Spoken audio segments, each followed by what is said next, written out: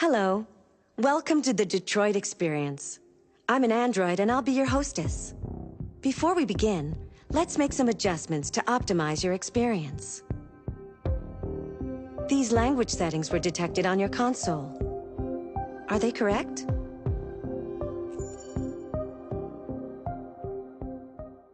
What's up everybody, and welcome to another edition of AGR'S Pop Culture Reviews. Now for the past couple of days I've been forced to consider some pretty profound ideas about the human experience. How do we begin to lose our humanity?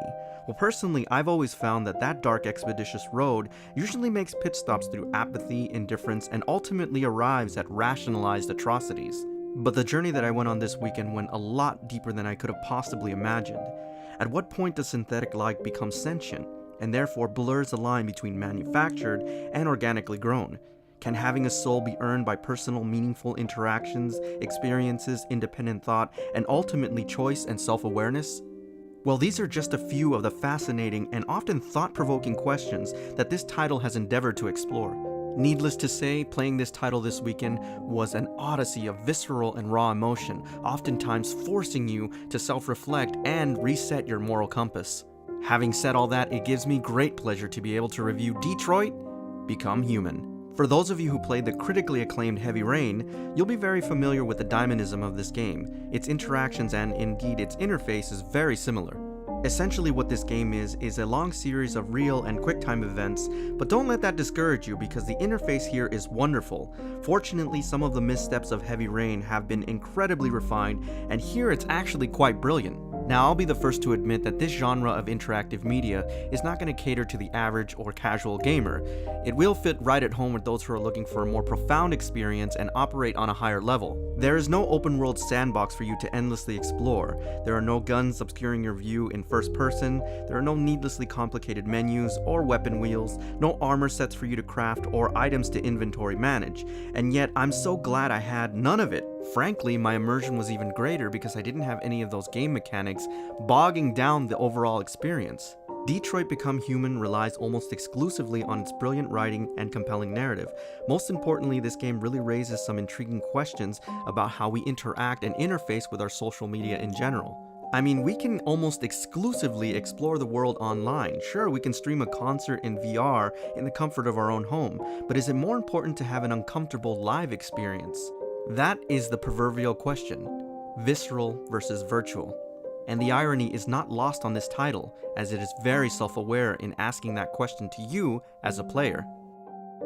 Detroit Become Human challenges players to make some critical moral decisions. It forces you to rationalize and at times normalize otherwise abhorrent behavior, and you have to do it in real time while the clock is ticking. Every action in this game has consequences. Just like real life, sometimes those consequences are irreversible and can change the outcome of the overall narrative. While there are no real errors here, rather there's no game over screen, very similar to Heavy Rain, the action just keeps going. Now if you mess up a prompt in a panic because the clock is ticking, it will change the overall narrative irrevocably. Now, let me ease your apprehension about this title. You're not simply riding along and you're not just watching a visual story. The interaction is actually pretty profound. One of the aspects of this game that I really liked was being able to be in an active crime scene. Those of you who are a little bit more analytical and love forensic science are really going to like these game mechanics. The scanning mechanic here is very reminiscent of the Arkham games. You can do a 360 around the crime scene, and you can even use that reverse and forward time mechanic that is very prevalent in the Arkham games. One of the intriguing aspects about this game and the narrative is the fact that you are an android. I love the fact that you were able to scan people and find out minute details about their past, whether or not they had a criminal record or not, or what kind of crimes they committed, which was very interesting. Camera angles are done very beautifully here, and they're reminiscent of the older Resident Evil games. The great thing about it is that you can kind of switch them on the fly so that you can get different perspectives. I do have one minor complaint about the camera angles though. Unless you're in a crime scene or you're investigating one, you don't have full access and control of the camera in 360. In that respect, I felt it was a little bit limiting and kind of constraint, and it was a little bit of a drawback, but overall I think they were done well. The game itself is stunningly beautiful, and from what I understand, it looks this way across all platforms. In terms of performance, I didn't notice any sputtering or any drops in frame rate, especially when I was in crowded areas, so it does perform very well. I will say this though, if you do have a PlayStation Pro or a PC that can run it in 4K, That's definitely how you want to experience this game. But don't get me wrong, this game is not just another pretty face. It's actually very profound in some of the message and themes that it chooses to explore. In fact, it's often very allegorical and really a metaphor for what's going on in our country right now. It's no coincidence that this game takes place in a future Detroit. Obviously, there's an emphasis on the proliferation of artificial intelligence and how it will affect the economy with the increase of automation, and most importantly, how that affects human workers. I also have to praise this title for tackling a very bold and very defining subject matter right now, which is the culture war. Right now, no other game publishing company wants to touch that. It also serves to highlight a very important theme about the origin of our country and how America was made wealthy by slave labor, something that a lot of people just would like to forget, and clearly an issue that as a nation we haven't come to terms with. Now, this game is not overtly political, but there are subtle messages there that are undeniable.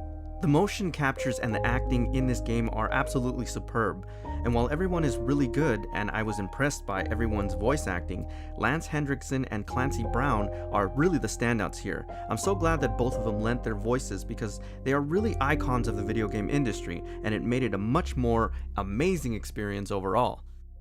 I think one of the more unique constructs of this game is that it has a tendency to provide you with some very wonderful, tranquil, everyday mundane tasks, which is really weird, and yet can ramp up the tension very quickly.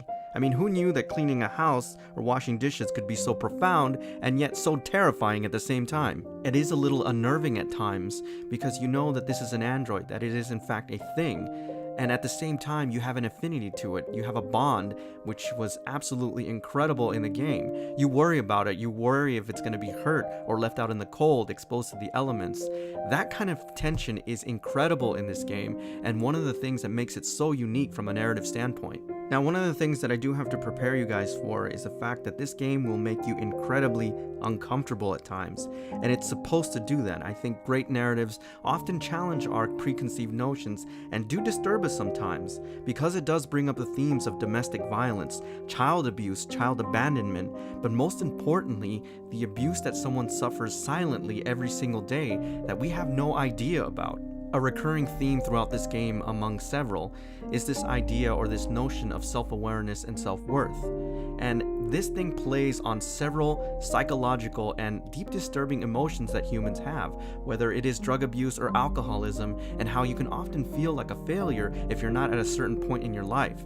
And that's a very profound thought to have, and something that is very prevalent in this game. The perspective of seeing these emotions through the lens of an android is actually very interesting. Where do you become human?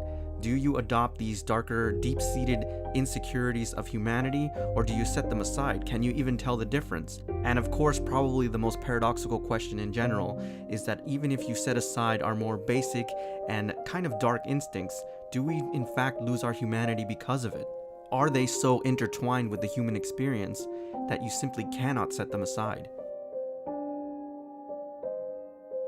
There is also this issue of our own privacy in the modern world and how our data is being used, and this constant fear that we're using our own vices and entertainment against ourselves. Because this title is very heavily driven by the overall narrative and certain choices that you have to make throughout the game, there are different outcomes. So there's definitely a lot of replay value here, and while you have critical choices to make that severely change the outcome in the game, you can play through it again, making different decisions and see what that different experience can be like for you. Ultimately, Detroit Become Human is a very beautifully compelling yet frighteningly disturbing vision of the future.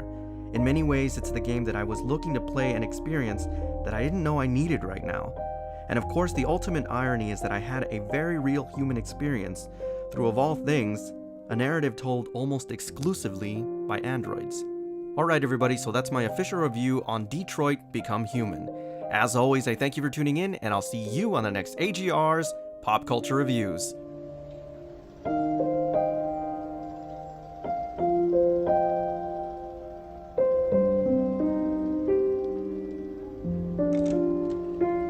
You are now ready to begin Detroit. Remember, this is not just a story. This is our future.